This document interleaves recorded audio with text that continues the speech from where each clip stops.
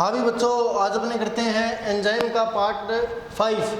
ठीक, और पिछली क्लास में अपने एंजाइम निरोधक एवं विष के बारे में पढ़ रहे थे। ठीक, जो मुख्य टॉपिक था वो था अपना एंजाइम क्रिया को प्रभावित करने वाले कारक, और 5 के बारे में मैंने आपको बता दिया था। छठा अपना बीच में ही रह गया था कल। जो 5 थे वो कौन से थे? तापक्रम, पीएच मान, क्रियाधार की सांद्रता, एंजाइम की सांद्रता, अंतिम उत्पाद की सांद्रता। ठीक, और छठा है एंजाइम निरोधक एवं विष। ठीक, इसमें भी ये 2 है, प्रतिस्पर्धी निरोधक और है प्रतिस्पर्धी निरोधक, जिसमें से अपनों ने एक कर लिया था, प्रतिस्पर्धी निरोधक कर लिया था। अब बात करेंगे अप्रतिस्पर्धी निरोधक की। अप्रतिस्पर्धी निरोधक, देखिए इस प्रकार के निरोधक, इस प्रकार के निरोधक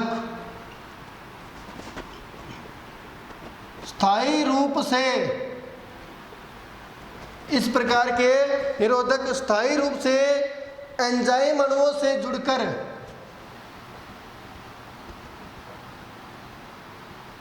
एंजाइम अणुओं से जुड़कर उनकी संरचना में परिवर्तन ला देते हैं, उनकी संरचना में परिवर्तन ला देते हैं। ठीक, देखिए यह जो स्थायी संयोजन होगा ना, यह स्थायी संयोजन एंजाइम की जो संरचना होती है उसको विकृत कर देगा, एंजाइम की संरचना को विकृत कर देता है। और ऐसे पदार्थों को अपने आविष भी कहते हैं। क्या कहते हैं? आविष। ठीक, ऐसे पदार्थों को क्या कहते हैं? आविष। ठीक, एक बार थोड़ा इस पर भी दोबारा नजर डालिए। प्रतिस्पर्धी निरोधक, इसमें क्या होता है? इसमें क्या होता है कि जो क्रियाधार होता है, क्रियाधार का जो अणु होता है, क्रियाधार का जो अणु है उसकी संरचना, ठीक, प्रतिस्पर्धी निरोधक के समान ही होती है। प्रतिस्पर्धी निरोधक के समान ही होती है। यानी यहां पर क्या है कि जो प्रतिस्पर्धी निरोधक है,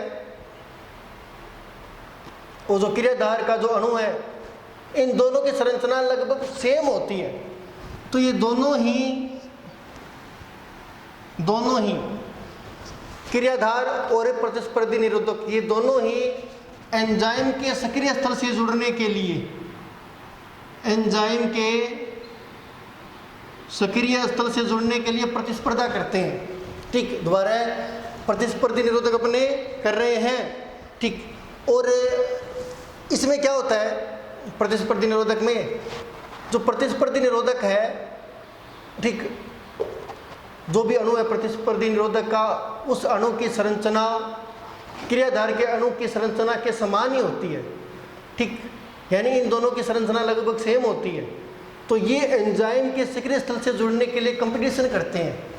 ठीक, और यहाँ पर हो सकता है कि जो प्रतिस्पर्धी निरोधक है वो एंजाइम के सक्रिय स्थल से जुड़ जाए, लेकिन वो टेम्परेरी होता है, परमानेंट नहीं जुड़ता, टेम्परेरी होता है, जुड़ेगा वापिस हट जाएगा। ठीक, तो ये प्रक्रिया चलती रहती है।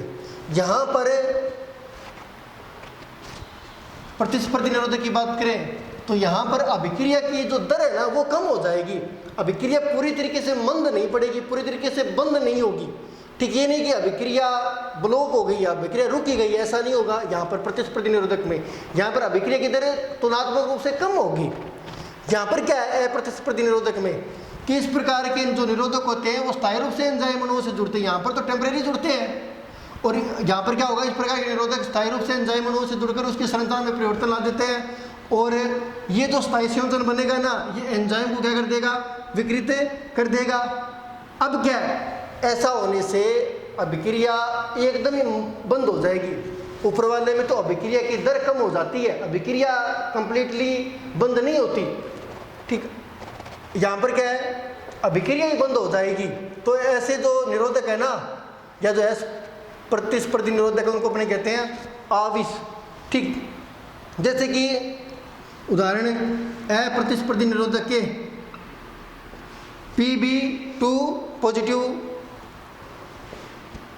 Hg2 पॉजिटिव, ठीक, Ag2 पॉजिटिव और साइनाइड भी है। क्या है? साइनाइड। ठीक, साइनाइड है। तो ये अपनी हो गई भी अप्रतिस्पर्धी निरोधक, जो अपना टॉपिक है वो हो गया। ठीक, साइनाइड किस प्रकार हमारे शरीर को प्रभावित करता है वो अपने आगे देखेंगे डिटेल में। सुना ही होगा आपने कि जो साइनाइड खा लेता है उसके बचने के चांस बहुत कम होते हैं। क्यों होते हैं, ऐसा क्या रीजन है, वो आगे देखेंगे। अब देखिए, अगर अपने को अप्रतिस्पर्धी निरोधक का प्रभाव कम करना है, किसका प्रभाव कम करना है? अप्रतिस्पर्धी निरोधक का प्रभाव कम करना है तो अपने को क्रियाधार की सांद्रता बढ़ानी पड़ेगी भी। किसकी सांद्रता? क्रियाधार की। अगर अपने को प्रतिस्पर्धी निरोधक का प्रभाव कम करना है तो क्रियाधार की सांद्रता बढ़ानी पड़ेगी। और अगर अपने को अप्रतिस्पर्धी निरोधक का प्रभाव कम करना है, अप्रतिस्पर्धी निरोधक का प्रभाव कम करना है तो अपने को एंजाइम की सांद्रता बढ़ानी पड़ेगी। किसकी? एंजाइम की। तो ये अपना हो गया निरोधक। आगे है एंजाइमों की नामकरण पद्धति, यानी एंजाइमों का नामकरण किस प्रकार होता है, अगला टॉपिक है।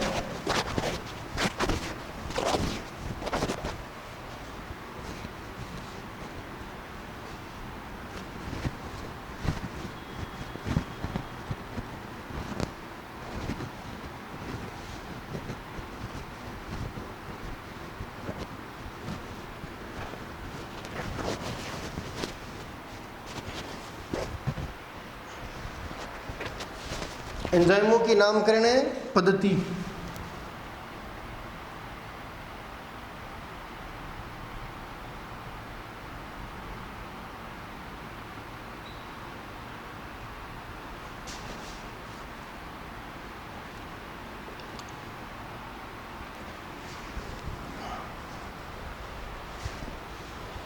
देखिए,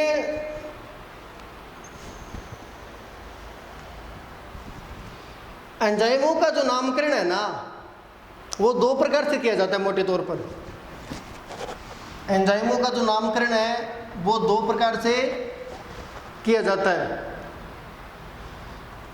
ठीक, एक तो अपने क्रियाधार के नाम पर करते हैं, क्रियाधार के नाम पर। कोई भी एंजाइम है वो क्रियाधार पर आक्रमण करेगा, कोई भी एंजाइम है वो क्रियाधार को प्रोडक्ट में चेंज कर देता है। ठीक, तो यहाँ पर मान लीजिए कोई एंजाइम है जो इस क्रियाधार को प्रोडक्ट में चेंज कर रहा है। ठीक, तो अपने उस एंजाइम का नामकरण क्रियाधार के आधार पर करते हैं। कुछ उदाहरण ऐसे हैं जिनमें एंजाइम का नामकरण क्रियाधार के आधार पर हुआ है। और दूसरा जो है वो है एंजाइम के द्वारा जो अभिक्रिया उत्प्रेरित होती है उस आधार पर। ठीक, उत्प्रेरित अभिक्रिया के आधार पर, उत्प्रेरित अभिक्रिया के आधार पर। तो बात करें अपने एंजाइमों की नामकरण पद्धति। एंजाइमों की नामकरण पद्धति या एंजाइमों का नामकरण किस प्रकार होता है, तो एंजाइमों का नामकरण मोटे तौर पर दो प्रकार से किया जाता है। कोई भी एंजाइम है वो किसी क्रियाधार पर अटैक करेगा और प्रोडक्ट बनेगा, तो उस एंजाइम का नाम क्रियाधार के आधार पर अपने कर सकते हैं। एक तो ये, और दूसरा कोई भी एंजाइम है, ठीक, वो एक विशिष्ट प्रकार की अभिक्रिया को उत्प्रेरित करता है, या तो ऑक्सीकरण करता है, या अपचयन करता है, या कार्बोक्सिलेशन करता है, इस प्रकार से। तो जो भी मतलब अभिक्रिया है उसकी जो प्रकृति है, अभिक्रिया की प्रकृति है कि कार्बोक्सिलीकरण हो रहा है, ऑक्सीकरण हो रहा है, उस आधार पर अपने एंजाइम का नामकरण करते हैं। तो या तो क्रियाधार या उत्प्रेरित अभिक्रिया के आधार पर। ठीक, तो अपने पहला देखते हैं क्रियाधार के आधार पर। उदाहरण देखेंगे कि क्रियाधार के आधार पर अपने एंजाइमों का नामकरण किस प्रकार करते हैं। क्रियाधार के आधार पर, ठीक। देखिए माल्टोज है, क्या है, माल्टोज है, एक शर्करा है, ठीक। इसी प्रकार सुक्रोज है, इसी प्रकार क्या है, सुक्रोज है, ठीक। इसी प्रकार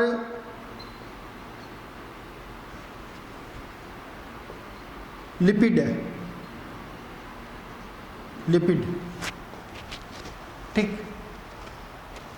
ये क्रियाधार है, maltose, sucrose, lipid.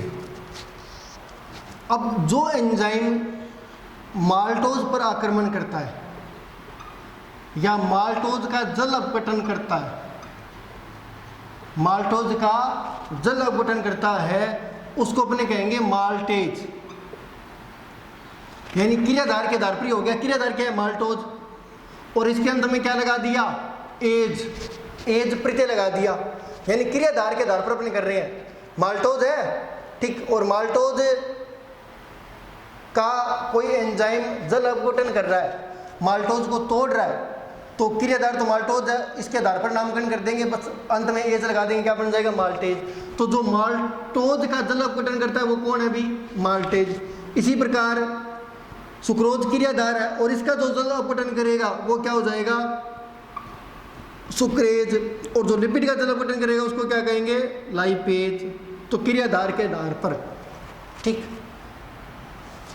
Sucrase enzyme जो है ना वो सुक्रोज से बना है, ठीक।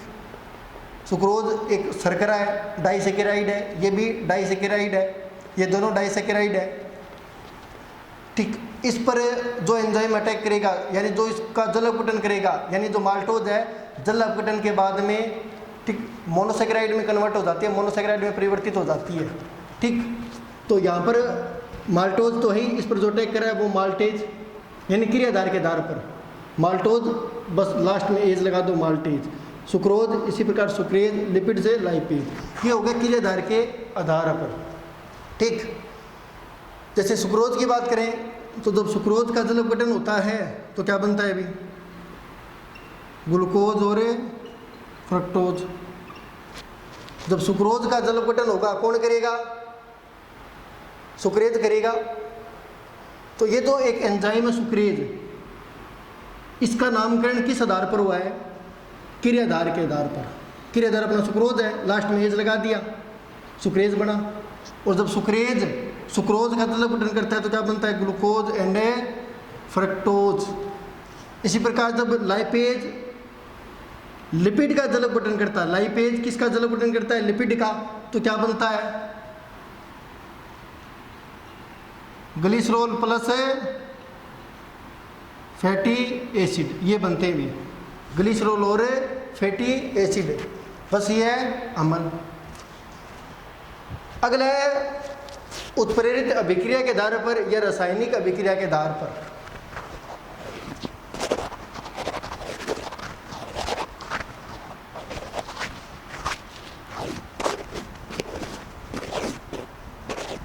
दूसरा क्या अपना क्रियाधार के आधार पर तो हो गया। दूसरा है रासायनिक अभिक्रिया या उत्प्रेरित अभिक्रिया के आधार पर, रासायनिक अभिक्रिया या उत्प्रेरित अभिक्रिया के आधार पर। देखिए यह पद्धति अधिक लोकप्रिय एवं व्यवहार में है, ठीक। इस पद्धति के अंतर्गत एंजाइमों का नाम उनके द्वारा उत्प्रेरित होने वाली अभिक्रिया के आधार पर रखा जाता है, ठीक। उदाहरण के लिए hydrolase,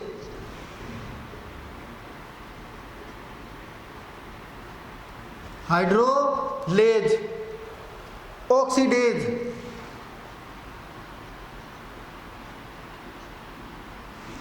oxidase, decarboxylase, decarboxylase, ठीक। Hydrolase, oxidase, decarboxylase, dehydrogenase.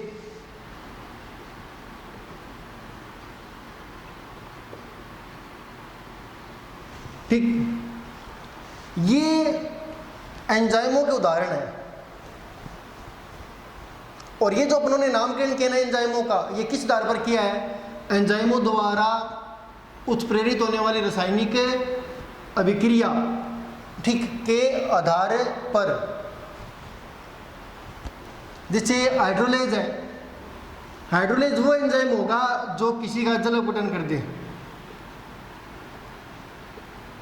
ठीक, किसी का जल अपघटन कर दे। ऑक्सीडेज वो होगा जो किसी का क्या कर दे? ऑक्सीकरण कर दे, यानी जो ऑक्सीकरण को प्रेरित करे वो ऑक्सीडेज। हाइड्रोलेज वो जो जल अपघटन को प्रेरित करे।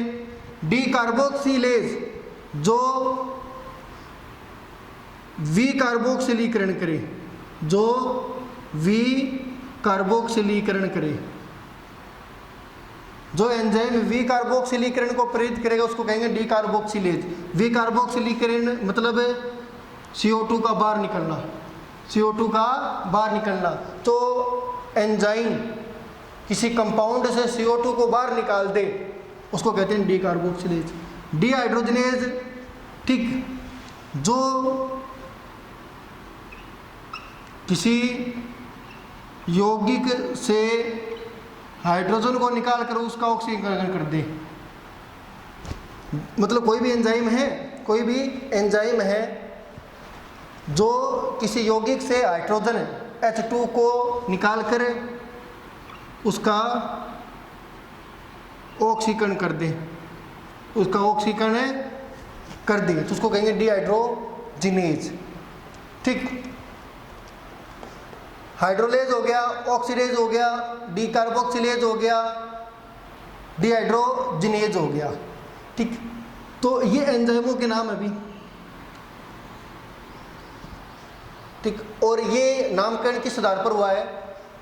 रासायनिक अभिक्रिया या जो उत्प्रेरित अभिक्रिया है उसके आधार पर। हाइड्रोलेज जल अपघटन, ऑक्सीडेज ऑक्सीकरण से संबंधित, डीकार्बोक्सिलेज विकार्बोक्सिलीकरण से संबंधित, डिहाइड्रोजिनेज यानी ऐसे एंजाइम जो किसी यौगिक से हाइड्रोजन को निकालकर उसका ऑक्सीकरण कर देते हैं। तो इस तरीके से ये हो गया, ठीक। अब देखिए एक एग्जांपल भी है, जैसे कि एल ग्लूटेमिक डिहाइड्रोजिनेज, एक उदाहरण भी है।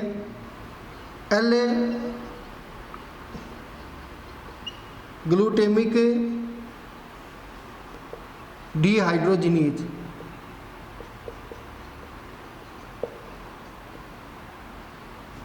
एल ग्लूटेमिक डिहाइड्रोजिनेज,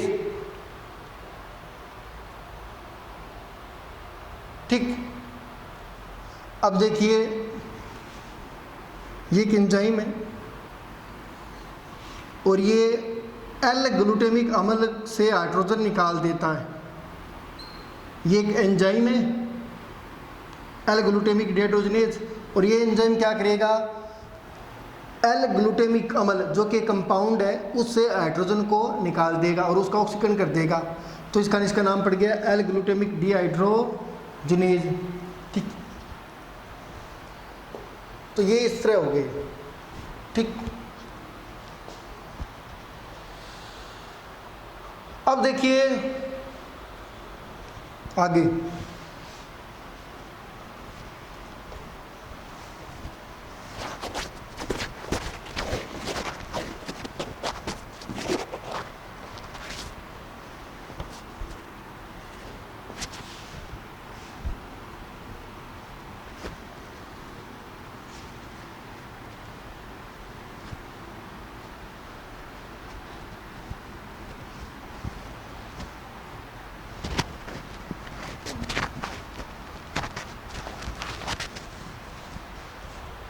आगे देखिए अंतर्राष्ट्रीय जैव रसायन संघ।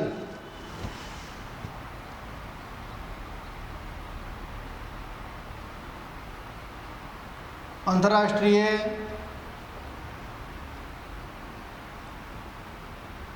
जैव रसायन संघ, अंतर्राष्ट्रीय जैव रसायन संघ ने 1955 में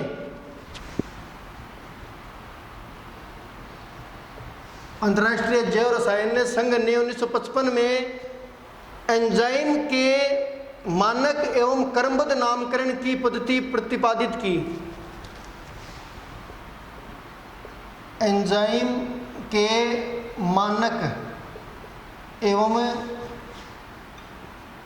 क्रमबद्ध नामकरण की पद्धति प्रतिपादित की। ठीक,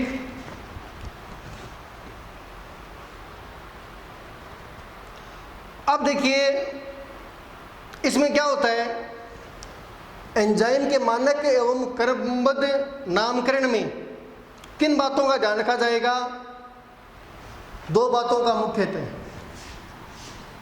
एक तो क्रियाधार और अभिक्रिया की प्रकृति, यानी किस प्रकार की अभिक्रिया उत्प्रेरित हो रही है, अभिक्रिया की प्रकृति।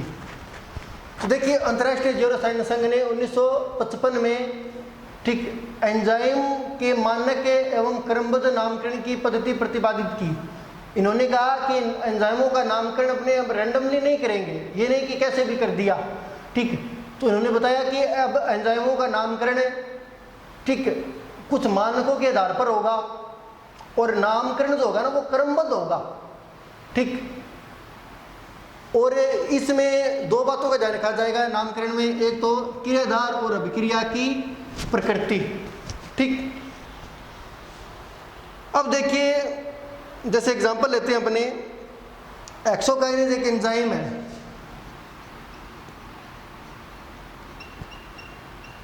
एक्सोकाइनेज एक एंजाइम है, एक्सोकाइनेज।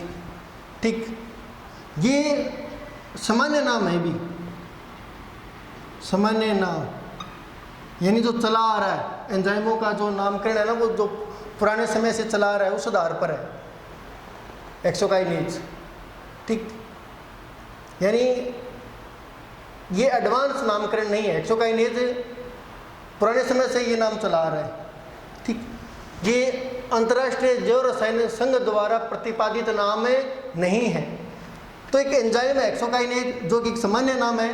अब अंतर्राष्ट्रीय जैव रसायन संघ के आधार पर, अंतर्राष्ट्रीय जैव रसायन संघ के आधार पर इस एंजाइम को अपने क्या नाम देंगे, यानी इस एंजाइम को अब किस नाम से जाना जाएगा? इसको जाना जाएगा एटीपी डीहेक्सोज, एटीपी डीहेक्सोज, एटीपी डीहेक्सोज 6 फॉस्फोट्रांसफरेज, 6 फॉस्फोट्रांसफरेज। ठीक, तो अपने बात करें एक्सोकाइनेज की, और ये एक एंजाइम है। ठीक, और ये एंजाइम जो यहाँ पर इस एंजाइम का जो नामकरण हुआ है, जिससे नामकरण अपनों ने किया है, जो भी एंजाइम इसको क्या नाम दिया है, एक्सोकाइनेज दिया है। तो ये जो नामकरण हुआ है नहीं, ये सामान्य नामकरण है जो पुराने समय से चला आ रहा है, यानी रूढ़िवादी नामकरण है। अंतर्राष्ट्रीय जैव रसायन संघ ने क्या कहा कि इस एंजाइम को अपने अलग नाम देंगे जो कि मानक एवं क्रमबद्ध होगा। तो इस एंजाइम को अंतर्राष्ट्रीय जैव रसायन संघ ने क्या नाम दिया? एटीपी डीहेक्सोज 6 फॉस्फोट्रांसफरेज। ठीक, इसका मतलब क्या हुआ? इसका मतलब हुआ कि जो एंजाइम है ना एक्सोकाइनेज, ये किसकी उपस्थिति में कार्य करता है? एटीपी की उपस्थिति में। ठीक, किस प्रकार की शर्करा पर काम करेगा? हेक्सोज पर। हेक्सोज मतलब 6 कार्बन युक्त शर्करा, और शर्करा के किस रूप पर करेगा? डी या एल? डी पर करेगा। क्या कि ये एक जो फॉस्फोरस है या जो फॉस्फेट ग्रुप है,